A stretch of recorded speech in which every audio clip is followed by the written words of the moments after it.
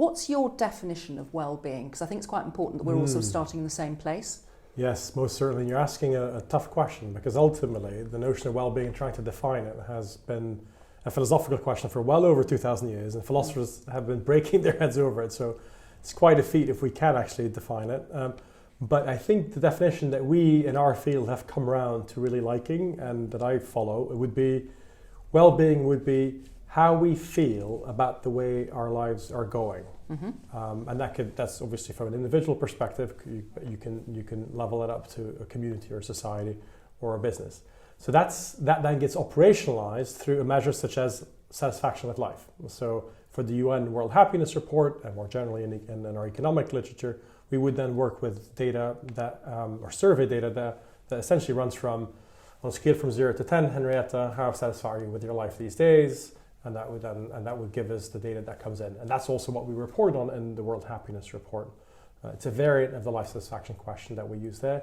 But that's how we tend to define well-being in a very practical manner. If you go one level up in terms of thinking in academia, and you think about definition of well-being and how to operationalize it, then truth be told, there's more to well-being than just the evaluation of one's life.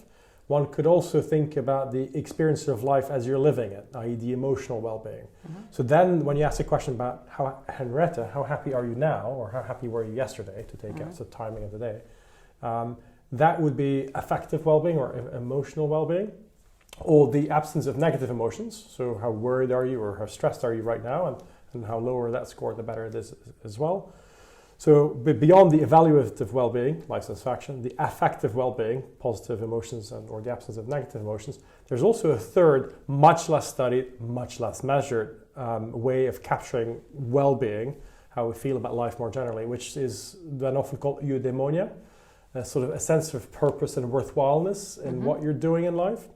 And what's nice is these three dimensions actually come together in the ONS4, the Office for National Statistics, ONS, in the UK, and the OECD has taken this on board and is pushing it across the statistical agencies.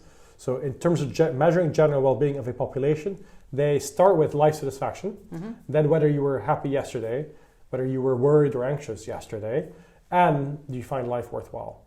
And those four items capture evaluative, affective, and eudaimonic well-being.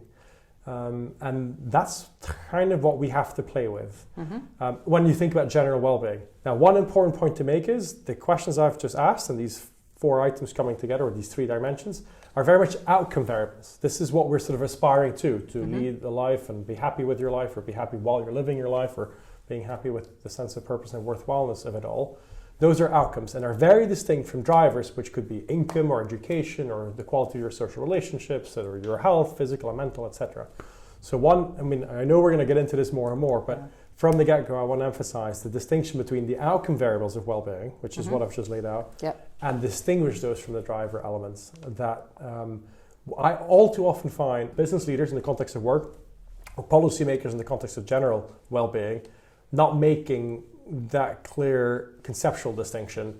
And if you don't make that distinction, then you run into trouble down the line, as I'm sure we'll get into, because you don't have an optimization to do. If you have an index or a dashboard of indicators, you don't have something to work towards or to optimize on, which a life satisfaction item allow. Exactly. Yeah. You're confusing inputs and outputs, putting them all at the same level. Yeah. You can't derive relative weights or relative importance of drivers, because drivers and outcomes are all being mungled together in one potpourri. And so that is something to be avoided.